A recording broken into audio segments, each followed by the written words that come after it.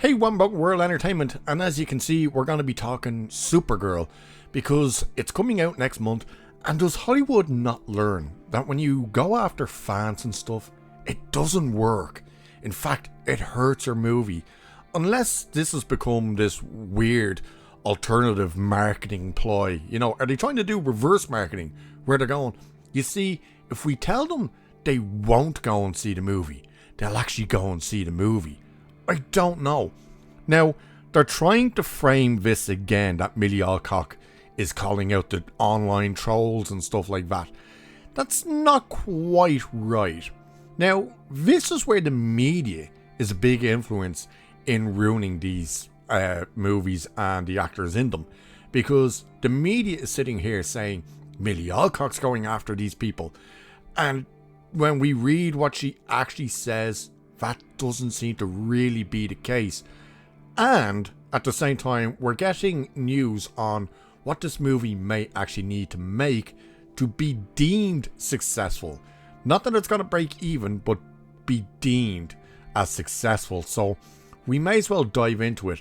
We'll dive into that part first, the money part first, because I think that's interesting for what they're saying compared to Superman and all of that good stuff. So we will take a look at it. So it's saying here that Supergirl needs $425 million at the box office to be considered a win.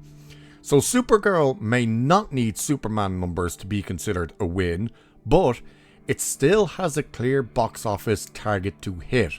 According to Puck News' Scott Middleton, the upcoming DC movie is estimated to need around $425 million worldwide to be viewed as good enough at the box office.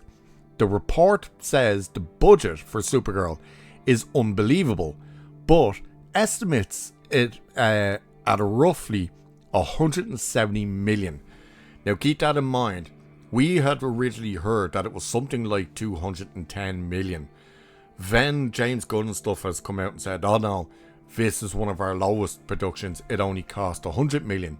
But now the reports seem to be indicating that it costs in around $170 million to make. They're going to keep lying to us. They're going to keep telling us, oh no, it only cost $100 million. We know it doesn't. So for comparison, Puck notes the number would put Craig Gillespie's directed movie closer to Jon Favreau's The Mandalorian and Grogu, which reportedly cost $165 million, than James Gunn's Superman, which reportedly cost $225 million, if you were to believe what Warner Brothers and James Gunn was telling you. So the new report follows the growing scrutiny around the Supergirl PR campaign, which has already raised questions about how Warner Brothers is selling the next DCU movie. And that is the thing.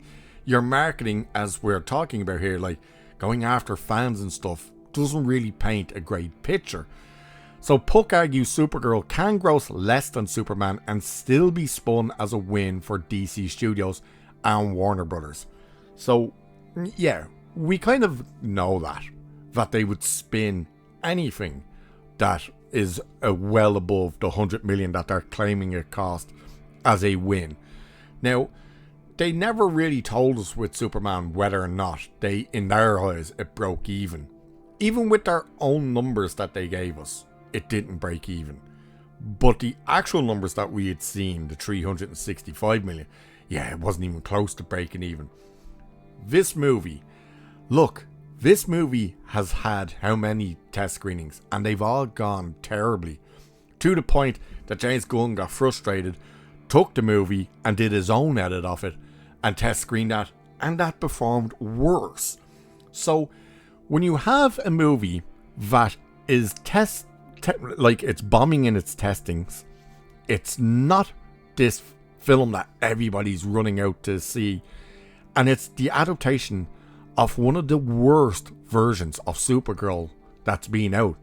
Yeah, you've everything going against you, and then when you start attacking the fans, it doesn't quite help. So that brings us to this part where it says Supergirl star Millie Alcock talks online trolls and never watching Wonder Woman as DCU future is revealed.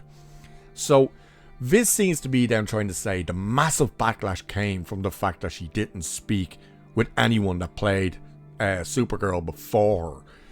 So wait till you see how this gets framed before we get to see what she actually says. So, House of the Dragon, Supergirl star Millie Alcock is no stranger to passionate vocal fandoms. However, ahead of the DCU movie's release next month, she's already faced criticism from DC fans for dismissing the idea of reaching out to the actresses who played the Maid of Might before her. You dumbasses, that should be Maiden of Might, not the Maid of Might. She's not walking around a little French bleeding frilly thing doing dusting, you idiots. But you see how they're already framing, oh, because she dismissed the idea of speaking, she was attacked. I haven't seen any of that. Have you? I haven't. So, in a profile for Variety, Alcock asked about that recent Vanity Fair piece in which she also said her Westeros experience made her aware that, as an actor, people have a weird ownership of women's bodies. Now, that was the thing that started off people kind of questioning, like, what the hell is she going on about? And, yeah, it made no sense where she was talking about Supergirl. People's kind of uninterest in the movie, and went on to talk about the ownership of women's bodies. It was like, the hell are you talking about? So this is where it gets painted really stupid from this article. On social media, that somewhat predictably led to her receiving the same type of backlash as Captain America star Brie Larson. In 2018, the Oscar winner said that she didn't need a 40-year-old white dude to critique a film like A Wrinkle in Time because it wasn't made for them. Larson has since struggled to shake off online attacks from unhappy white dudes. Interesting that you frame it as only white dudes, when literally everyone called her out saying, like, yeah, the movie's not made for critics, but at the same time, you can't sit there and say every movie isn't made for you, you know? And then to say, I don't need these white dudes doing it. It's like, shut the hell up. Here's what Alcock tells the trades. So this is what she says in response. I didn't even say men. I said people. And they got so angry. I was like, you're proving my point. You are proving my point. She added that the governments no longer have everybody's best interests at heart. People turn to online forums to find that guidance. It just creates an unhealthy relationship with a person. So immediately we're going off into this weird tangent again where you're like, what are you talking about? You're meant to be promoting Supergirl. And now you're talking about governments that are pushing people to online forums and all of this weird crap. But she had more to say, so she said, I guess women know that this is just how it's always been, unfortunately. It's from a lot of people whose profiles have no photo, who are burned accounts, or someone's name and then dad of 4, Christian, which is hilarious to me. But I mean, whose opinion do you really care about? If you're pissing off the right people, you're doing okay. Now that's the part where you kind of go, okay, now you're falling into that Hollywood trap of, oh, if we get the right people angry, we're doing our jobs right. It's like, no, because the people you're pissing off are the people who pay to see your movie. And if you piss enough of them off, they don't pay to see your movie. And then guess what happens? Your movie tanks, and then you become somewhat unhireable, because studios will look and go, well, this person just attacks fan bases, and then the fan bases don't watch the product, so why should we hire them? They're a liability at this stage. But she continued, because sometimes people reinforce beliefs that you have about yourself, and you're like, now someone said it, it's true, and you've got to remind yourself that it's not. It's something I'm trying to get better at. I'm Gen Z, yeah, I grew up online, so I'm actively trying not to engage, although How could you not?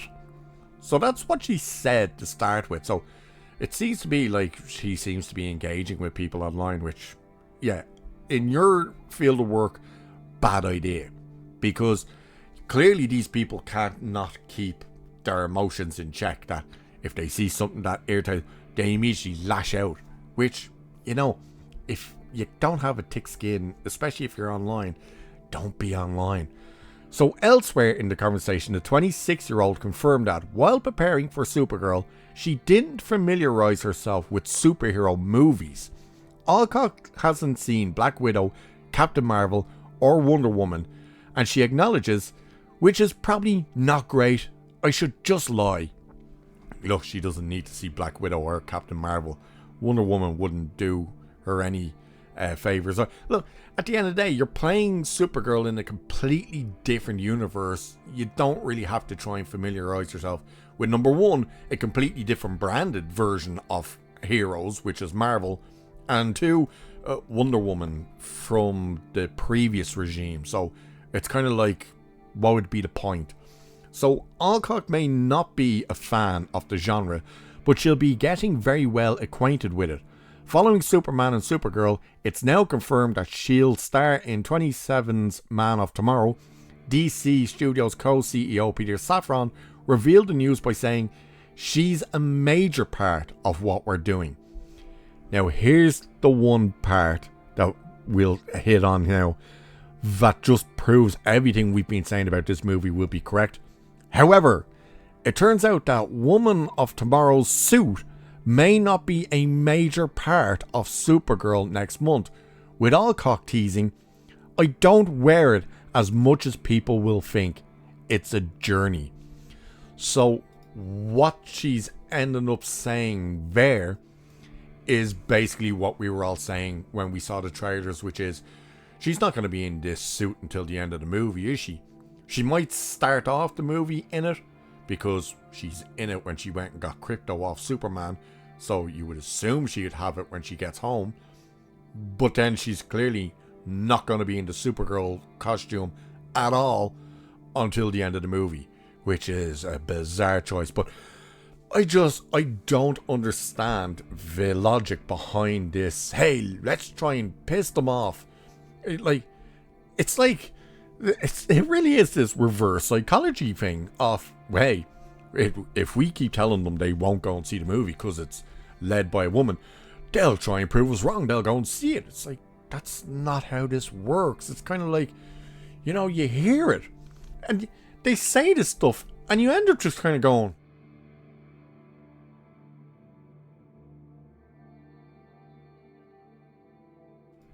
and it's just like, what are they thinking? But overall, apparently the movie looks like it needs to hit 425 million just to be considered a hit. So that's not telling us that it's breaking even or anything. That's just to be considered and viewed as a success for the studio. But now the media seems to be trying to frame this thing as Millie Alcock's getting attacked by all the misogynists and stuff, when she's not. She's not. I haven't seen anyone complain about Millie Alcock being cast as Supergirl or anything like that. I, for one, think she's great casting. The story is where we all have the issue, because the story is a terrible story. It's one of the worst stories from one of the worst comic book runs from one of the worst creators, that being Tom King. That's what we have the issue with.